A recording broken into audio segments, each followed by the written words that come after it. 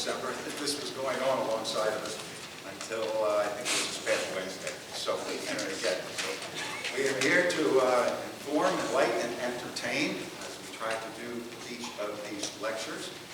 And I have no doubt that we will accomplish those objectives this afternoon. A great pleasure for me is biking.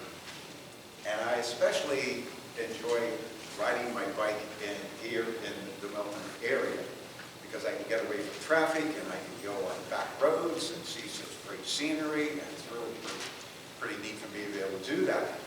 And I like to create my routes as I go out, as I've done over the past few years. And about 3 years ago, I decided on a new route, and I'm out on Sunday afternoon, and I'm going to Montandon, turning left there, through Montandon, about a mile and a half or so, decided I'm going to turn right on a side road, back road, that now is called Covered Bridge Road. I see some heads nodding. Okay, well, I thought, oh, this would be nice. I'm getting away, and all of a sudden I'm approaching, of course, Covered Bridge, which I really wasn't expecting to do. I know the name of the road, but sometimes they don't always, you don't always see it, right? And as I'm approaching this, I thought, wow, this is a real covered bridge. This is pretty, it's October. It's mid-October. The leaves are turning and falling. I just got off my bike. I'm taking a picture of this bridge. I said, I love this thing. I can't believe it.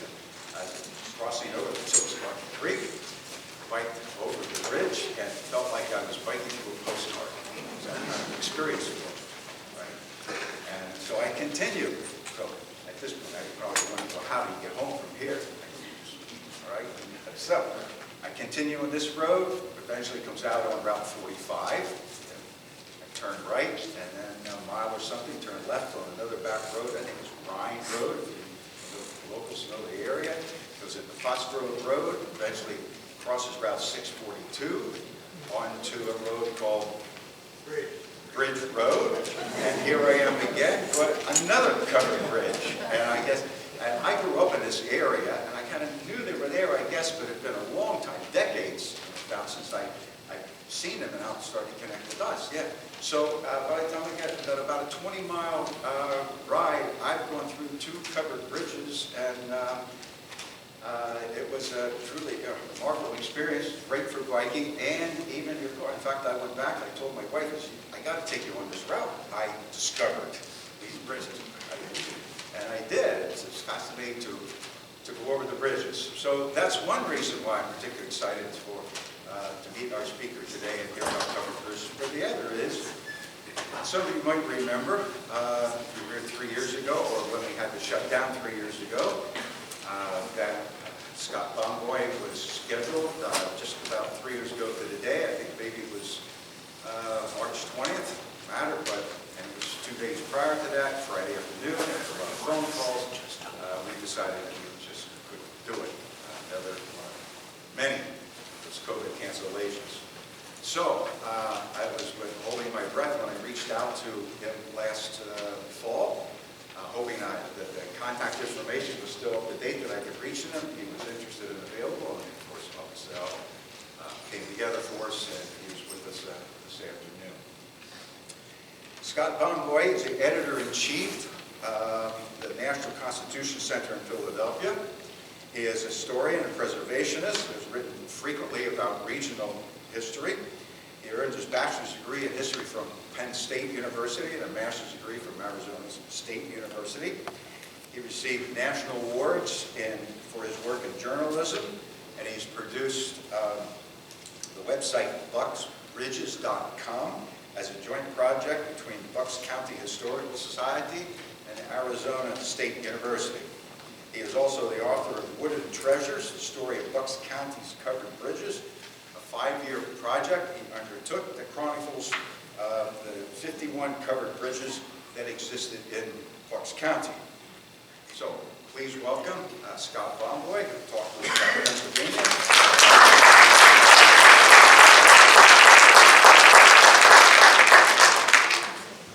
Can everybody hear me? Yes. Okay. I tend to be a quiet talker, so I'll try and talk loud in the microphone. And thanks, Professor McWilliams, for the introduction. And I was also very impressed with this brochure we found in our hotel last night, which I think you guys are looking at now. I am not an expert in Columbia County. I know a good deal about covered bridges. I may be asking you questions about covered bridges, and I may be referring to this very well-produced, timely, and informative brochure. So my name is Scott Bomboy. A little bit about me. I have a BA in history from Penn State. During a career in journalism, I actually got a job working as a historic journalist, which is kind of unusual. And I work at the Constitution Center in Philadelphia, Pennsylvania. We do a lot of stuff. A lot of the Constitution is history, and I produce all their digital stuff, but I also do a lot of editorial on the digital side. None of that has anything to do with covered bridges. I can't think of a court case involving covered bridges recently, but when I was doing my day job at night, I decided to go back and get my master's degree in history, because I actually worked in the history profession without a master's, and I had gotten as far as I could. Not that I want to go any farther, but I did it online in Arizona State, and one of my 2 projects was to do the history of covered bridges in Bucks County. And I produce websites for a living, so I thought, I'll do a website. How hard will it be? I mean, they had 51 bridges. I'm sure they know where all the bridges were and the history of everything. So unfortunately, they did not know that. But we have a great county library with the county archives. If anybody's familiar with Bucks County and Mercer Museum, Henry Mercer was a very influential figure in the county. Today we would call him a hoarder, but back then he collected everything about pre-industrial society in Bucks County. So they have all kinds of records about covered bridges. They're just not organized. And as a grad student, that's a great project because I can do that part of it, understand it, do a thesis, all the stuff that goes with grad school. And after I did that, during the lockdown, I decided to do a book about the entire project and everything I learned. I have 3 copies outside for sale if anybody is interested in Bucks County bridges. They're very different than Columbia County and Northumberland. But that's a little bit about me. And also, my last name, Bomboy, is actually a German name. And my dad's family, the original Bomboy was a Hessian. He came over for the Battle of Monmouth. He switched sides because they offered him farm property in the Ole Valley. In the 1830s, they had a bad cholera epidemic, so all the Bomboys fled to Bloomsburg. So if you go into Bloomsburg and you see the Bomboy names, they're my direct, ancestors. And at some point, they went to Philadelphia in the early 1900s. So I have another interest in being up here because it's kind of my ancestral home area to a certain extent. But I got involved with bridges because I got married at a covered bridge. My wife, Lynn, who's in the audience here, she asked me to get married at the covered bridge, and I said, of course, she also probably asked me to get married at that point, I think. But that's a whole other story. But anyway, we got married at the covered bridge. We have the 3rd oldest covered bridge in Pennsylvania. It's in a park. That's the wedding scene. You notice how it's like perfectly, upright and everything, the bridge. That was in 2006. And about 7 years after that, we're driving down the main drag in Percy, Pennsylvania, where I live. And Lynn noticed the bridge was starting to lean. And then that got me interested in the history of covered bridges and covered bridge preservation. And this bridge is interesting because it's a town bridge. We'll get into trusses in a bit. It's totally different than a bridge you would have up here. And what I usually do in my covered bridge talks is do a little Q&A, is to get people's, take the temperature of the audience, see what they know about bridges, what they care about. Start off with some easy questions, some hard questions. And the easy question, I think, is why are covered bridges covered? I hear different answers to this all the time. Would anyone like to take a shot at the correct answer here? It's close enough to protect the deck from the weather. And this is proven back in the covered bridge patents in the 1800s. But there's a guy named Ithiel Town, and he was out selling his patent for a covered bridge. And he said, my bridge will last 7 times longer than your wooden bridge if you put a roof over it. Because the decks tend to get wet, they rot, there's different weather conditions. And that is a question I always get at some talk from somebody. If I don't bring it up first, it's going to come up toward the end. Where was America's first covered bridge? That's exactly right, Philadelphia. Does anybody know what is at that location today? If you're from Philadelphia or know the area? Would that have been Richard Turner's crosses? That's the picture of the Colossus, but that's not the first bridge. That's the third bridge, or fourth bridge, which we can get into in a bit. It's at 30th, it's where the Vine Street Expressway is, 30th and Market. That was the road that connected it to the Lancaster Pike. And that was their road for produce and goods out of Philadelphia, and they desperately needed a bridge in that location. This is a hard question. I had to do the math for this myself, going through this book here, The World Guide to Covered Bridges, from the National Covered Bridge Group in New Hampshire. How many covered bridges once existed in the United States?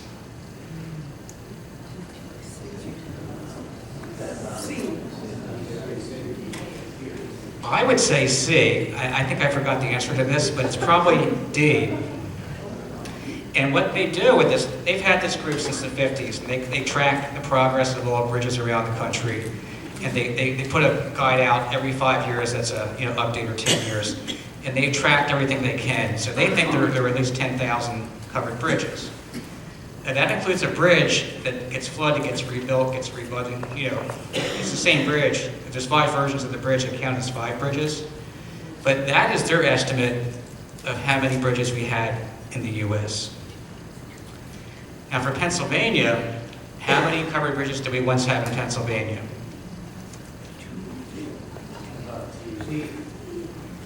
I think it's C or D. It is D. And that includes the ones we have now and the ones that we know were rebuilt. And I was thinking of a topic for this talk, and I thought I'd have this really original idea where I call it, Pennsylvania, America's Covered Bridge Capital, not knowing that Fred Moll, who was the official historian for the state group, did the same book 10 years ago on the same topic. So it's not really my topic, but there's a lot of evidence why we should be called the capital. We had the first bridge in the country, we had the second bridge in the country, we had the third bridge in the country, and we have the most covered bridges in the country of any state. Currently, the estimate's 207. It goes back and forth depending upon the status of bridges. Ohio has 133. Lynn and I saw about 12 this past summer outside of Erie and the east side of Ohio. And then New England, you would think, Indiana, Iowa, you would think they would have more. They only have 10 covered bridges. But Pennsylvania has about 25% of the existing covered bridges in the United States. So why do you think so many bridges were built in Pennsylvania that were covered? Germans. Not the Germans. I would say the Germans probably built them. Pennsylvania Germans. Pennsylvania, between the Revolutionary, I'll take another guess. Any other guesses? More creeks. It's more creeks. Pennsylvania has the most mileage of rivers and creeks in any state aside from Alaska. That's why we have so many problems with repairing bridges, because we have so many bridges, and so many of them were built a long time ago. Pennsylvania also was the leading timber producer for a long time in the United States until we deforested our own state. And between the end of the Revolutionary time period in 1900, we deforested 2/3 of the state because of the business. So that's why you don't see a lot of timber bridges after 1900 in PA, because you had metal and iron and steel eventually. But there wasn't the local wood. Even our bridge in Percy in 1832, we knew that wood was not from southeastern Pennsylvania. It was probably from upstate someplace, brought down the river.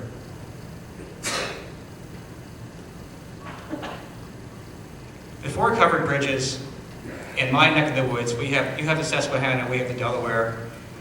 You didn't have a lot of options to get across the Delaware River. You could hire a ferry boat, you could take a boat over, that was it. And families owned the ferry spots. It was a very lucrative business. And they soon figured out if they could find an affordable way to build bridges across rivers, they could have interstate commerce, in this case between New Jersey and Pennsylvania in my area, and the Susquehanna would be between towns. It wouldn't be interstate, but definitely would be commerce. The first prototype of what eventually became a covered bridge was built by a guy named Timothy Palmer. He was a millwright, became a bridge builder in New England. And if this kind of looks familiar, you guys have an island in your part of the river with 2 bridges. That's the same concept. Well, he used Palladio's arch and it's called a king post truss system, which were traditional bridge systems. And he used the island as the center point, basically as a pier for the bridge. And Palmer became very influential to the point where he was hired to build that first bridge in Philadelphia. I forget the number, at a really expensive rate. And this is the first bridge in the United States. Currently, it would be 30th and Market Street in Philadelphia. It was built without a roof. And the investors, Judge Richard Peters, who was a prominent financial guy at that point, he said, you know, why didn't you build a roof? And Palmer said, well, I think I told you you should have had a roof. Palmer, knowing he didn't think of it. So the investors paid like an extra $8,000 to put the sides on, put on a roof, and they painted the stonework to look like wood. This was not a cheap project. But this was the first covered bridge in the United States, in Pennsylvania, in Philadelphia. The second bridge, Palmer bid against a guy named Theodore Burr, who was another millwright and bridge builder from New England. Burr won that contract between Morrisville and Trenton. That was the highway that went from Philadelphia to New York. It would take you 2 days to do that trip without having the bridge, because you'd have to wait stagecoach and ferry. This is a line drawing done by a guy named William Constable. He and his brother Daniel traveled the U.S. during the 1807 period, and he sketched a bridge. It was open but not finished. That was the big bridge that Burr did. It's not what Burr is known today for the Burr Arch. If you notice how high the piers are, he was building it during the flood season, and it went over the top, so he made it massively high. That's why the sides are open, because of the threat of wind shear. And he realized that before there was really official engineering. So these guys weren't like schmucks doing these bridges. They were practical engineers who did these structures that were very, very strong. Now, Burr today is best known for the Burr Arch. If you go through Columbia County, Northumberland, to a certain extent Union, you'll see that arch in the middle of the bridge. He did not invent the arch, obviously. They were using arches for bridges before that in Europe. But he patented the arch. And his system is basically triangles on the inside are called king posts. The arch, which carries the weight of the bridge. This is the most popular truss design in Pennsylvania. So you'll see that a lot around here in different states. And we just took this picture yesterday of Holly's Head, which is, I think, that direction south. And this is kind of, you can't really see it in this diagram, but that's kind of an exploded view diagram of the system.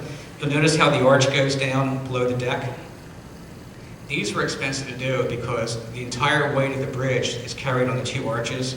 So you have to build this really deep masonry system to handle the stress.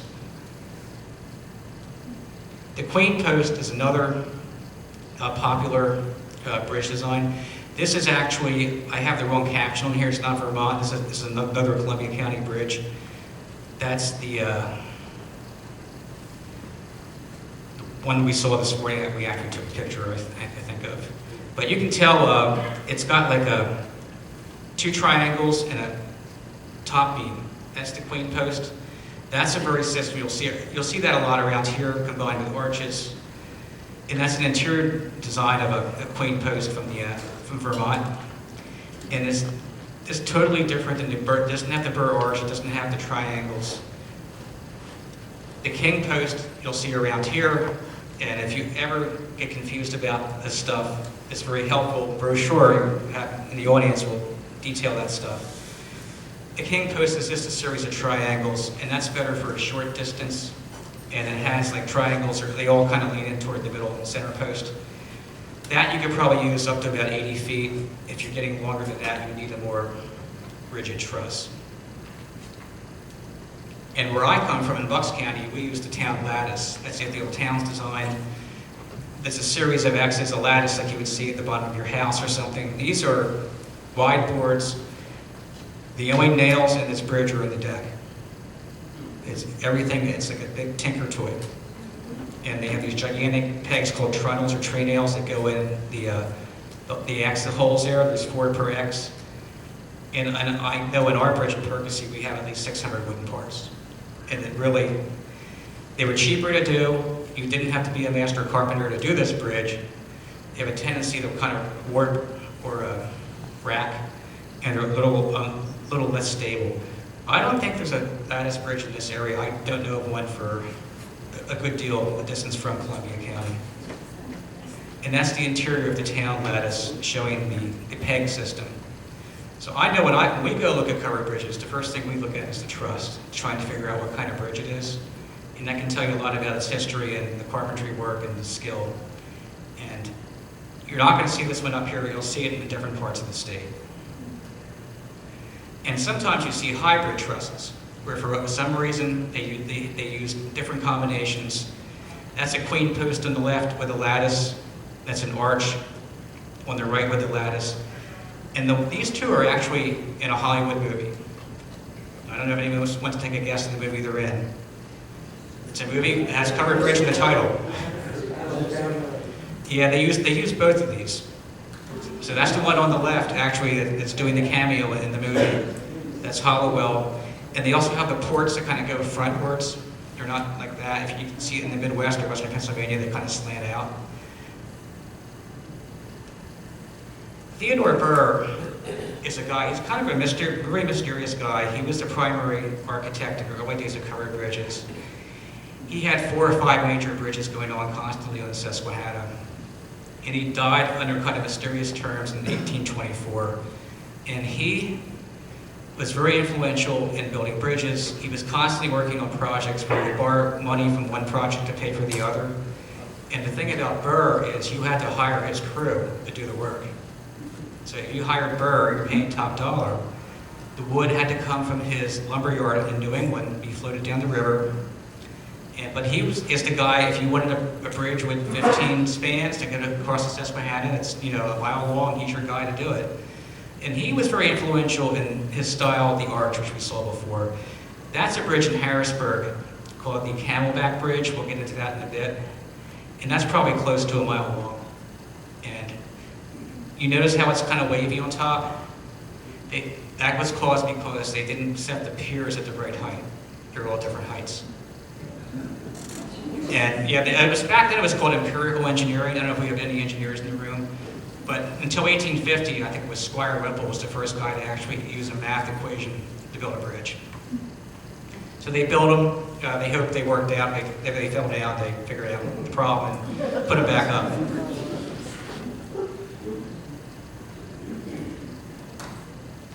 Now, Northumberland, Sunbury, I think these are twin bridges in Sunbury, and I got these off the website Bridge Hunter. And like Milton, they have an island.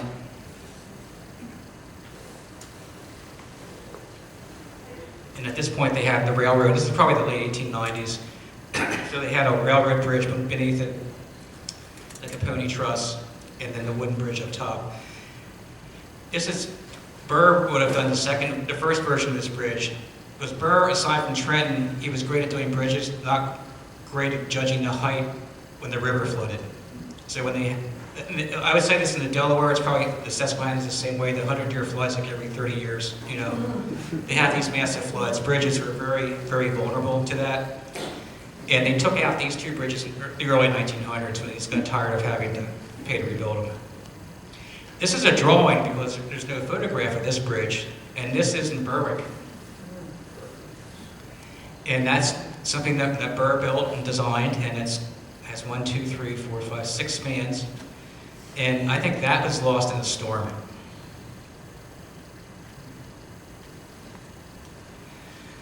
Perhaps the most famous bridge he built, it's a bridge that's a predecessor to this bridge.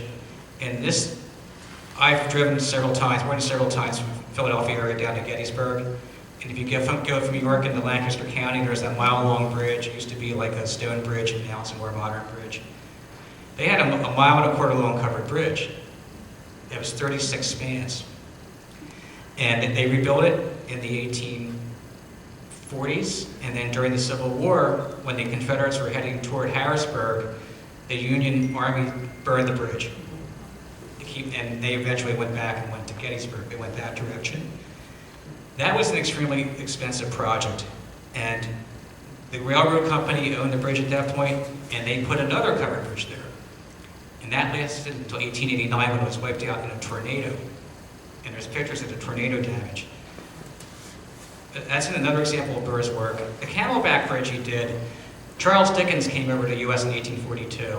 Charles Dickens had never been on a covered bridge before, and apparently he was claustrophobic, and it was one of the worst experiences of his life. He did not like it at all. They did not have them in England. And if you read his book from 1842, he gets into his horrible experience with the horrible covered bridge and everything. And very dramatic, obviously, because he's Charles Dickens. But that's the bridge, and you could kind of understand that because there's not a lot of daylight coming out of the bridge. And with these river bridges, a problem they always had was cleanliness, because they were toll bridges, and they would bring in livestock and stuff like that. So there'd always be like hay coming over and droppings from animals, and they had to have torches inside. And if they weren't always clean, there were problems. So people, they put up with the bridges. You think of a romantic covered bridge, maybe not so for this bridge, but that was a constant problem they had with these large river bridges. This is a covered bridge in Bucks County, my area, in Lumberville. And this gives you an idea. It's the 1870s. It's a stereoscope picture about how big the masonry work is.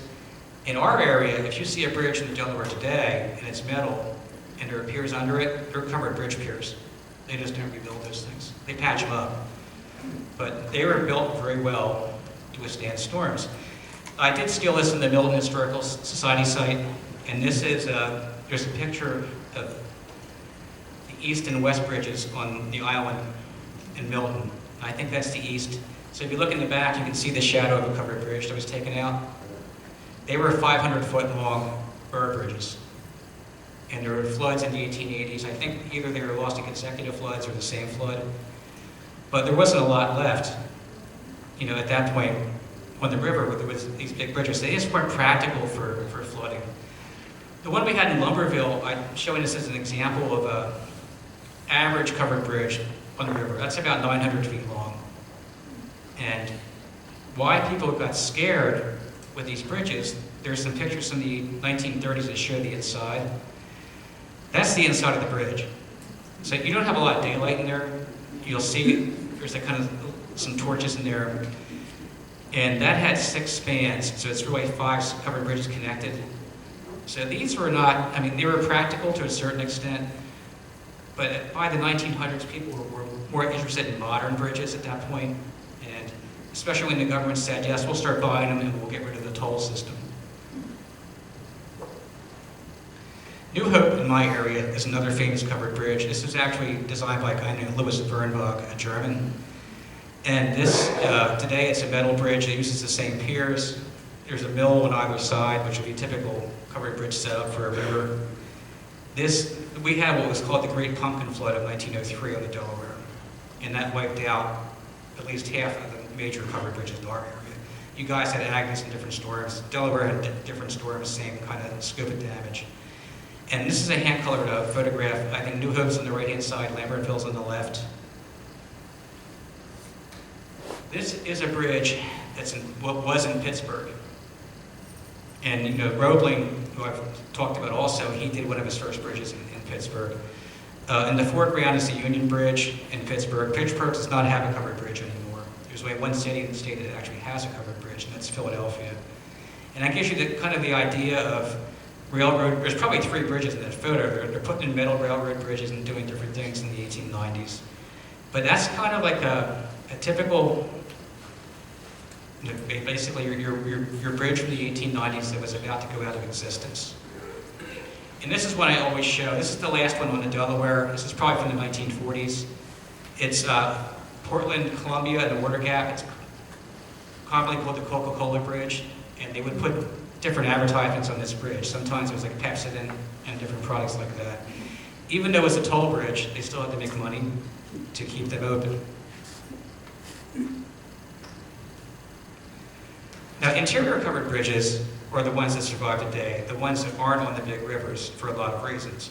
And this one, I believe that's in central Pennsylvania, it has a stepped portal on it. And in my neck of the woods, we have 12, you guys have in the mid-20s someplace. And what I used a lot was a research from a guy named Dr. Davis from Bucknell.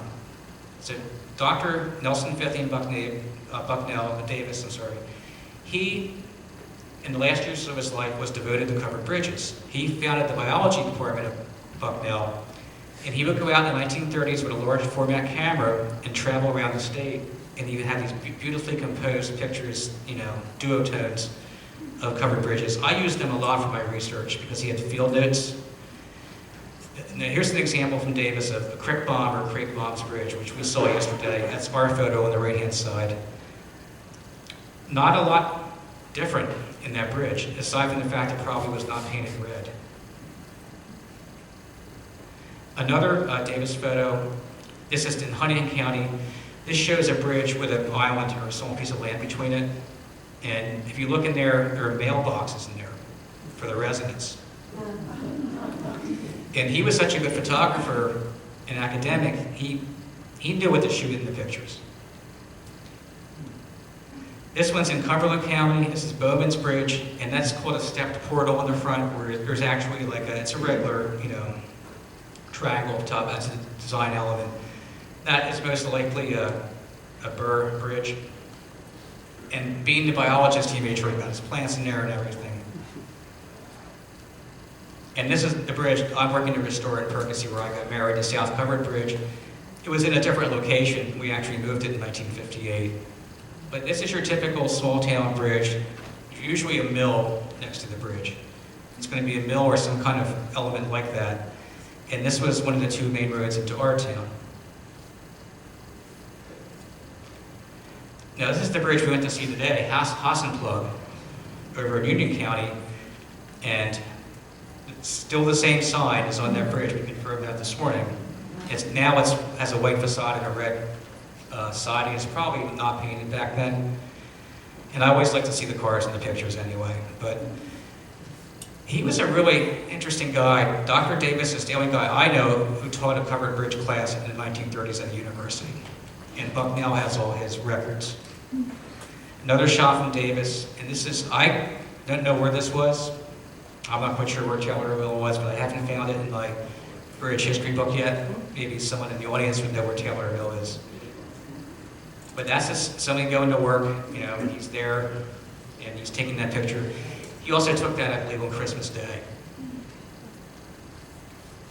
By the 1930s, a lot of the covered bridges were gone in Pennsylvania for a lot of reasons. The ones in the Delaware, we know Mother Nature took care of them and the government. In the 1920s, after World War I, it became really important for the state and for the federal government to have a better road system.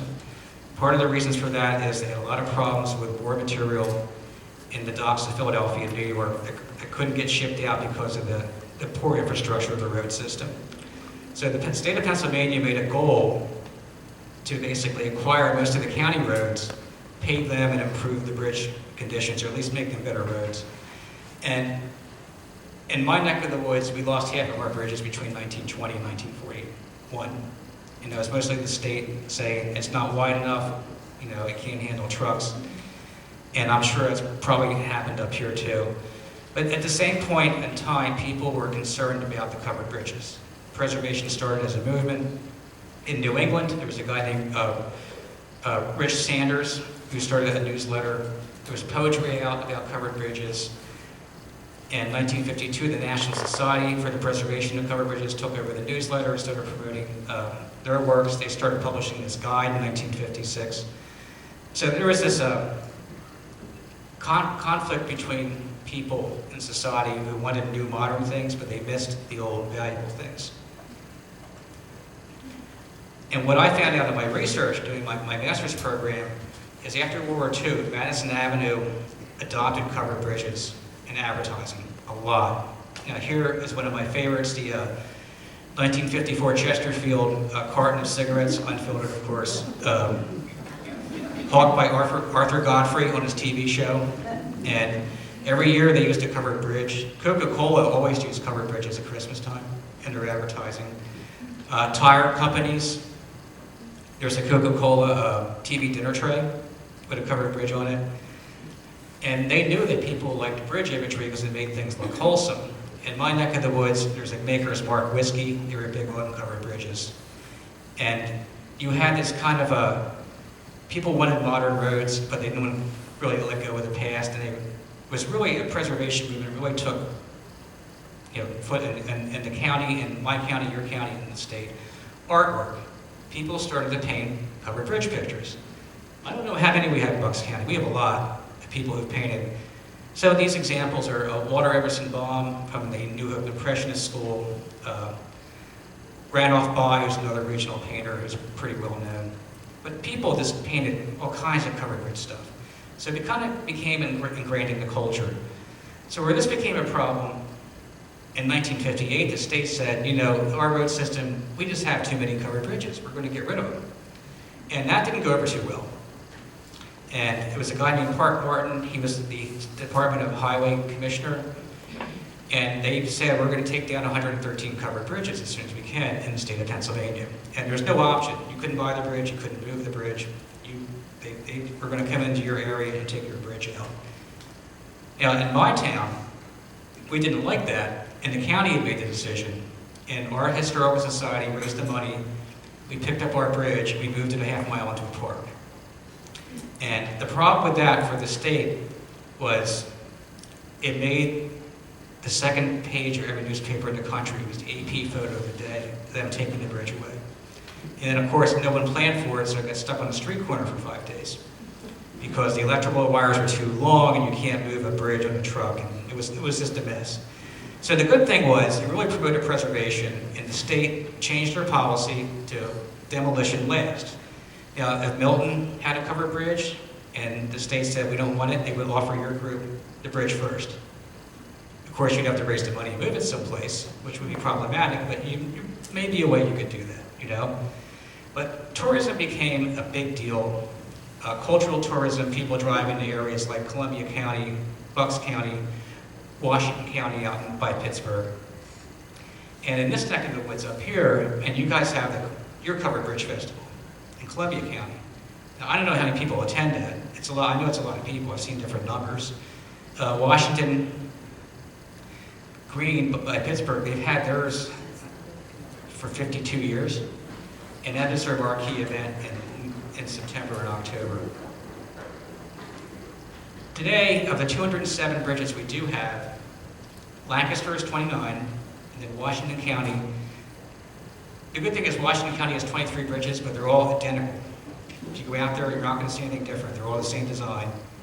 And then Columbia has 21, so you add Columbia together with Northumberland with 4, Union with 5. It's 30 bridges around here at least. So there are a lot of covered bridges in this area.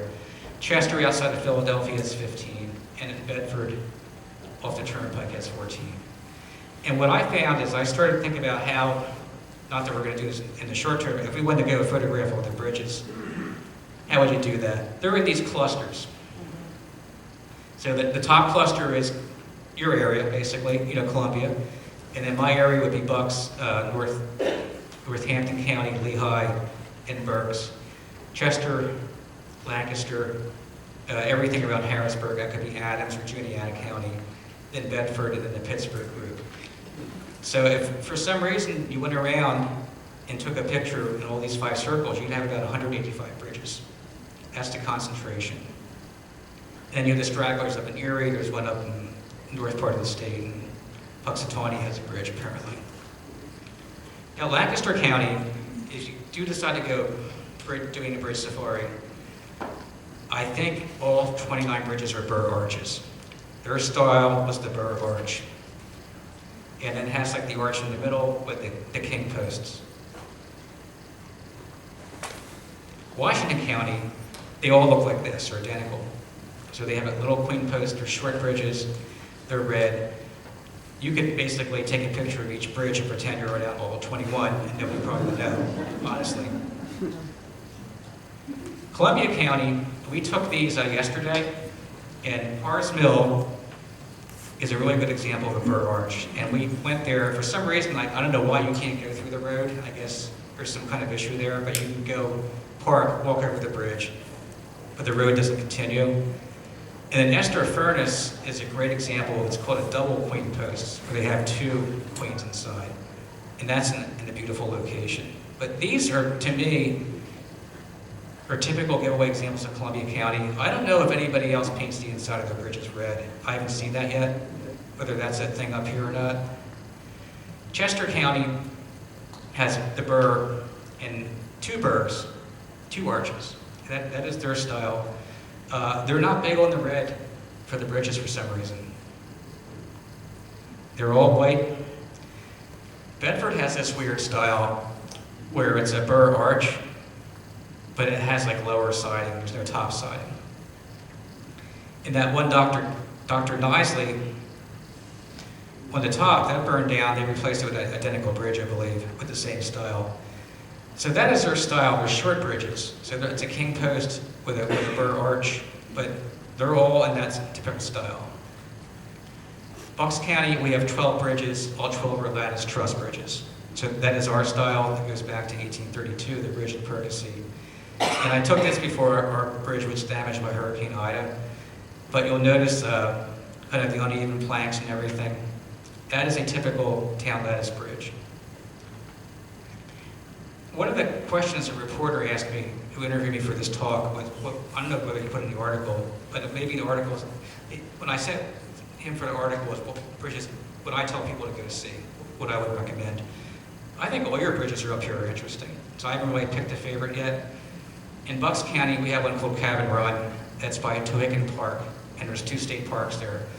I would pick this one because you can knock out 6 other bridges probably in an hour and a half. So it's actually a really good location, and it's an excellent conditioned bridge. I picked Rishel, which is from this area. I did because it's the second oldest in the state. It's definitely it definitely has issues, but to me it's just a typical authentic covered bridge. I don't think a lot's changed with that since 1830, whenever they built that, aside from some rehab work. But that is definitely the design, the authentic design. Sir, it's Northumberland County. Is it Northumberland? Yes. Okay, thanks. Judiana, this bridge is the longest bridge in Pennsylvania. And that's one arch, I think it's 160 feet. So a burr arch, if it's done correctly, can do 250 feet. And that's quite a feat of architecture. And that is Judiana County. Forksville is up north of here in Sullivan. That's always in the list of the most photographic bridges in the state. And I think our next trip here, we'll probably go see that. And it's literally in the mountainside, it's got the creek going on. And that's always on the list of bridges I see. This one is basically has a waterfall right below it, and it's out by Slippery Rock. And then, to me, the most historic bridge is Sachs Covered Bridge. And that's right south of the Gettysburg battlefield. And that's where part of the Confederate Army left the battlefield when they went south of Gettysburg. That was wiped out in a flood. It went about a mile downstream. They picked it back up and rebuilt it, put it up much higher. And it's a town lattice bridge, actually. And not a cheap project. It was a multi-million-dollar project to do that. But it's probably just the location alone, the fact that it was used at Gettysburg or after Gettysburg, makes it very significant. So I think that's all I have for my part of the talk. Covered bridge resources. The State Society is a really good group. The Theodore Burr Covered Bridge Society of Pennsylvania. If it's not expensive to join, they have quarterly newsletters. They do these bridge safaris where you can actually get your name on the list, and they'll have like 30 cars follow each other at different locations, and they coordinate the hotels and everything. That, to me, is a good reason to join. And they were involved in 1958, actually, the whole preservation plan for the county. There are 2 websites I use all the time, Lost Bridges and Bridge Hunter. So if you're going to go track down a bridge that you think was there, you can find those locations on those 2 websites, and they have pictures. And definitely whatever your county tourism agency is, because it's always, if you have covered bridges, your tourist group is going to have stuff. So something like this, great resource, this pamphlet here. They're going to have more information for you than you can probably handle about how to do tours. So that is my part of the talk. I'd be happy to take any questions about covered bridges in general, or bridge technology, or bridge engineering, or bridge history. But for me, it's a great chance to get out of the Philadelphia area, come to see a different group. knock out 12 bridges in 8 hours, right? And to see Milton, Milton's a really cool town, so thanks.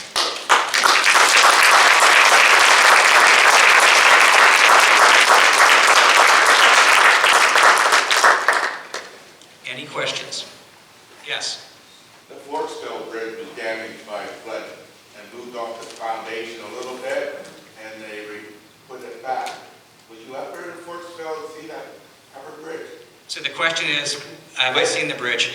It was moved by a flood we had a couple years back, and they moved it back and restored it again. No, I have not seen it. I think it's going to be on our to-do list because we did everything below 80. We could, on this trip, we want to go above Route 80. And if we do that, we can probably get 29 or 30 bridges total. So I'd like to see it, though. I have slides of it from the 1950s when it was not painted like that, different bridge. In the middle. Why do you think that Oregon is the only western state that has covered bridges? I would have to guess, they started doing that in the 20th century. The question is, why does Oregon have covered bridges? Yeah, I mean, and nobody else does out there. I think, well, A, they have the lumber to do it. Right. That would be my guess. And I think for a small bridge, it's not actually that expensive, if you know what you're doing. I know Oregon has a lot of new ones. California may have a couple. But I would have to guess it would have been lumber cost, probably. But I know they built them after the 1900s. Okay, so they're new. They're new, oh yeah, oh yeah. Yes, in the green. First a statement, then a question. So first, while generally speaking, the Ritual Covered Bridge is the second oldest, it is the oldest that you can still drive across. And the question is, since you got married on a covered bridge, did you know that that used to be considered good luck? I did not know that. The statement was, is Ritual really the oldest covered bridge in the state and not? No, it is the second oldest, but it's the oldest that you can still drive across. So question number one, we'll get to in a bit, is who has the oldest bridge? And number two is, did anybody know that it's a sign of good luck to be married on a covered bridge? I did not know that. I think when we have our mass wedding, when we reopen our covered bridge in Percy, we can maybe advertise that and have Bauman rule. Well, to me, when I look at covered bridges, I wanted to see Haas and Plug and Ritual in my bridge. And my bridge, because my county is so cheap, they really didn't work on it since 1832. So I think we have the most authentic bridge in the state. Ritual, I guess you could drive one if you get under that bar, right? Oh yeah, I drive across it every day. So could I get my Honda CR-V under it? Yeah. Okay. We were nervous about that. We didn't want to get stuck. Yeah, that would be embarrassing. You know, then you get on Instagram or something and your car's stuck in there. I don't think Haas and Plug should count as the oldest because it was massively rebuilt and it's mostly steel under it. So if you get under the deck,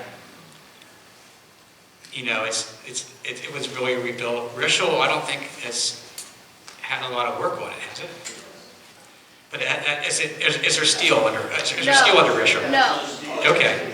No steel. Walk Ritual. after the 72 flood. Oh, sure. Yeah. They lost. Yeah.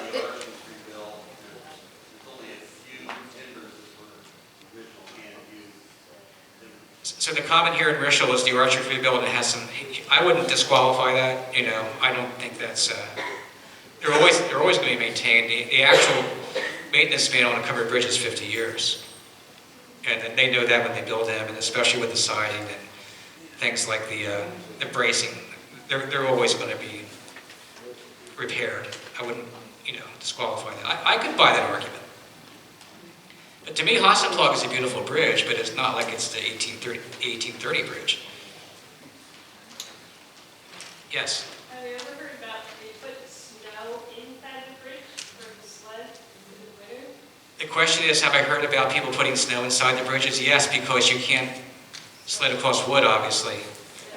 And yes, they would do that. Plus, they used sledded things for mail delivery and whatever they needed to do. It wasn't, recreational sledding. It was they needed it for stuff.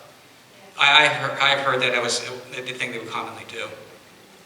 It's interesting, they're covering and preserving it, they put the snow in so they can do it. There's also if you go on YouTube, there's a 1961 TV commercial for the Plymouth Valiant, where they're in New England, they're driving their Valiant as a mail carrier over a covered bridge that's covered in snow. And I learned how to drive on a Valiant, and I probably wouldn't recommend that actually, but you know, with the push-button transmission. Probably not my choice of a car, but... Yes? The bridge, I have a picture of the Arch Bridge, where the next Colossus. Yes. Yes, that was his second bridge. Was that built by the city, or was that a private bridge company that built that? So the question was, Louis Bernbach, the famous bridge builder, built the longest single-arch bridge in America over the Fairmont, which was called the Colossus. And who paid for it? Was it the city or was it not? Private investors. Question that I was wondering, I saw a pen and ink sketch in Mr. Eric Sloan's book, American Barns and Covered Bridges. In the 50s, yes. And he has in his sketch, the bridge is viewed from the outside, but he has a cutaway of the siding. And there is quite a detailed sketch of the trustwork itself.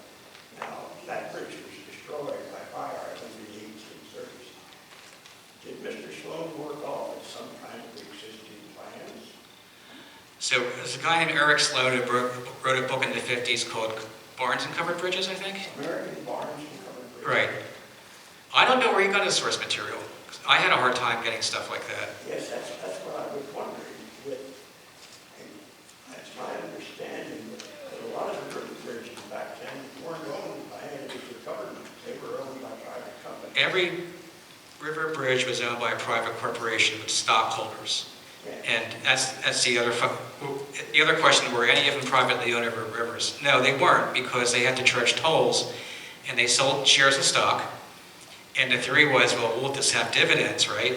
And everybody will make money until there's a flood every 20 years. So the poor bridge at New Hope, like probably the one here in the river, yeah, they build it, they make money, it gets wiped out. There's no covered bridge insurance, right? So you've got to resubscribe, get more people to give you share money, rebuild it, it gets knocked down. In the early 1900s, there was a free bridge movement. It really started in Harrisburg because of tolls and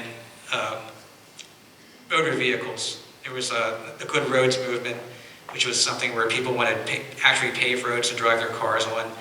And then once World War I happened, and the government really turned against the railroads and preferred trucks as the carrier of commerce across the U.S., they bought out all the river bridges. Made them free to a certain extent. Now in my area, they're toll bridges again. But that's the story on that. I don't know unless there was somebody had private drawings. That could be one thing. In his book, he said that Bernbach based his pattern for the timbers of the bridge over a design by the Italian architect. Palladio. Yes. Palladio, if you're familiar with any kind of architecture or have had historic preservation like I've had, he's the guy, Palladio, the Italian architect in the end of the Renaissance, I believe. Round windows in houses are Palladio windows. He perfected the arch. There's the bridge of size actually in Europe, which was kind of based on the same arch structure. The Swiss had some covered bridges. China had covered bridges. They were a totally different style, but they had covered wooden bridges. It wasn't a new style to America, but the use was certainly novel. And we perfected the long spans and things like that.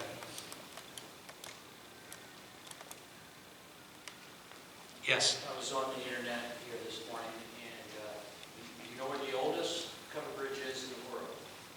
Would have to be China. Well, that could be. I came up with 1306 in Switzerland. They didn't have China listed. So one debate we have in the covered bridge community is it covered if the sides aren't covered. And this was a debate with Palmer when he built his third bridge in Easton. I don't think his sides were covered, so there's some kind of debate about that. I mean, to me, if it's got a roof on it and a deck, it's covered. And I think that counts. They had them in Europe. The Germans certainly built some. But they just didn't have as many as we did, and we kind of perfected the length and some different engineering stuff. And Bernbach's design actually had iron in it. He had iron lot of iron work and iron between wood to preserve the bridge. Where Wordlog wasn't good is the bridge wasn't high enough to survive flooding. At least, I think the one in Philadelphia was a fire, but the New Hope one was too low. This wasn't high enough.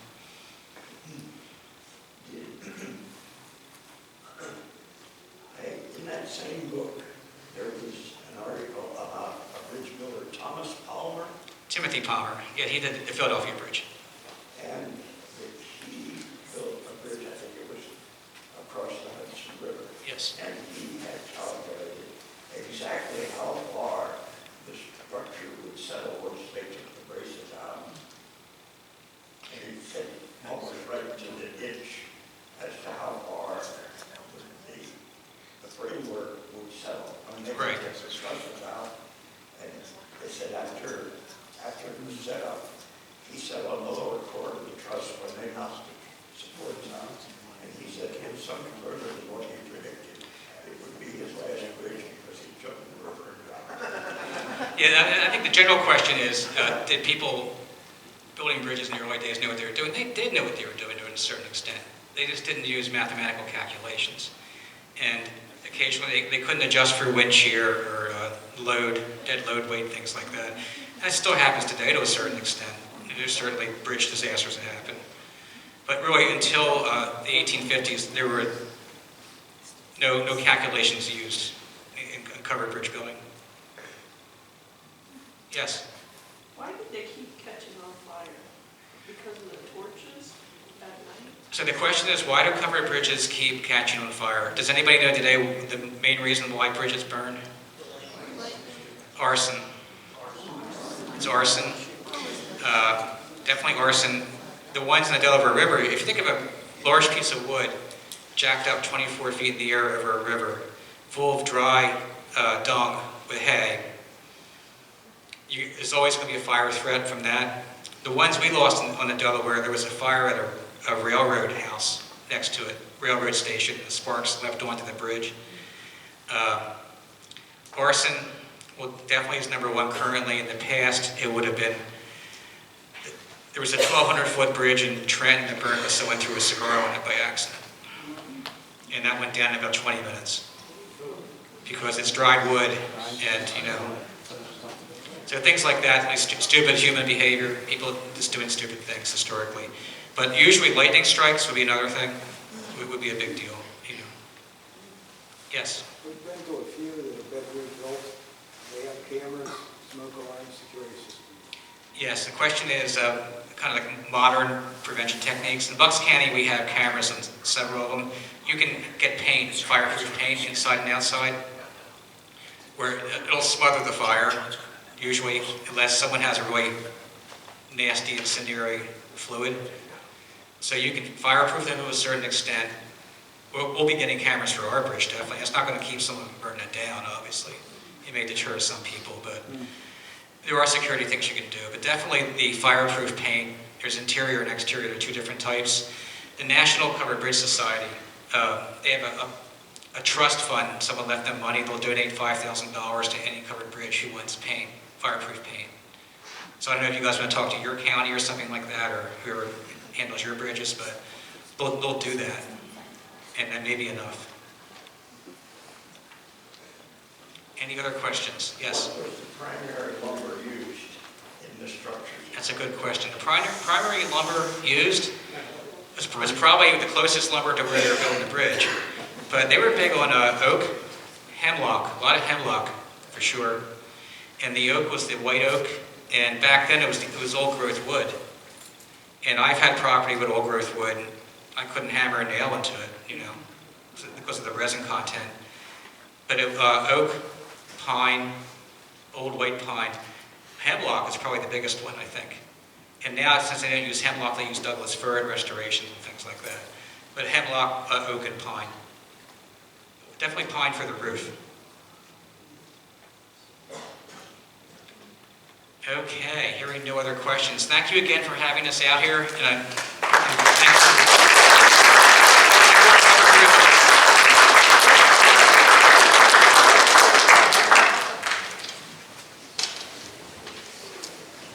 Thanks, Scott. Thanks so much. Appreciate that. Before we forget, Valerie Beaver, member of the executive board, has an announcement, quick announcement to make. Valerie. Hi all, thanks for coming. The Milton Historical Society is so happy to have your support for this lecture series. This is the end of our winter lecture series, but we do have one more program coming up in April. It's part of our annual banquet that we have every year without COVID, and we'd like to invite you to attend.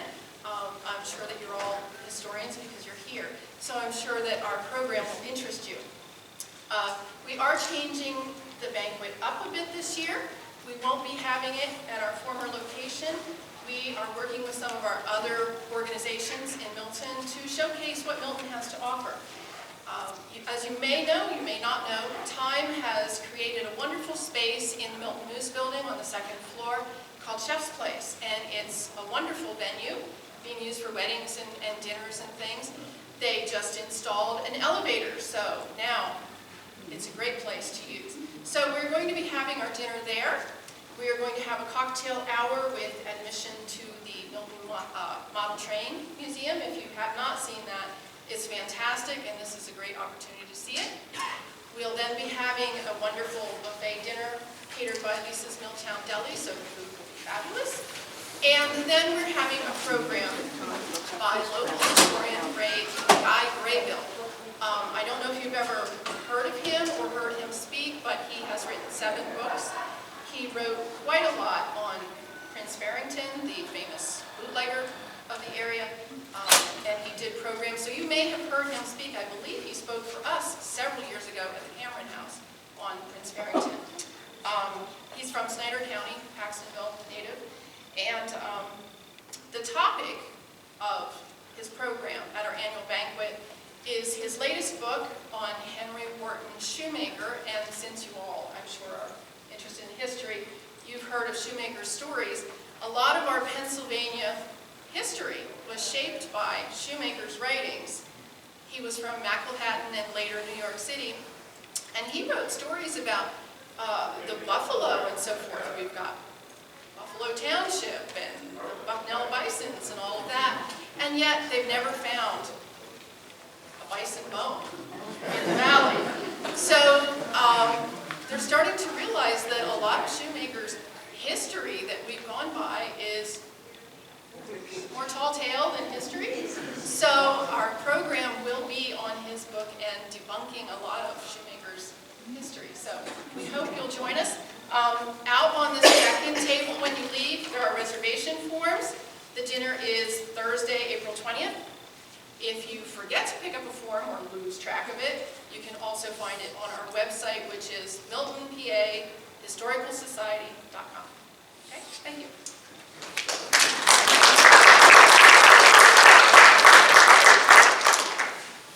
We'd like to thank some people who helped make this possible. With Dr. Bickhart, superintendent here at the school district, who offered again this facility, and also as well the IT people here and the maintenance crew who set up the chairs and rearranged them for us 3 times a year. They've done that, and the 2 local newspapers, the Sunbury Daily Item and the Milton Standard Journal, for giving us such a great coverage and exposure. We do appreciate that. But mostly, we appreciate you and your support of coming out here to see what we're all about. And this and the more you come, the greater incentive it gives us to continue with the high-quality programs that you've seen today and hopefully in January, February as well. We're already anticipating another program beginning January, coming January. I'm not sure who yet, but we'll keep you posted. For sure. In fact, how many of you have, I'm just curious, keeping you posted, have one of these bookmarks? Okay. And I've read about the lecture series in one of the 2 newspapers. Okay. And one more question. How many of you are here for the first time? Great. Okay. Well, yeah, right. Well, yeah, welcome, and to those regulars and new people as well. And hope to see you when we renew this in January. And if there's no other questions, thanks again for coming. Appreciate the support.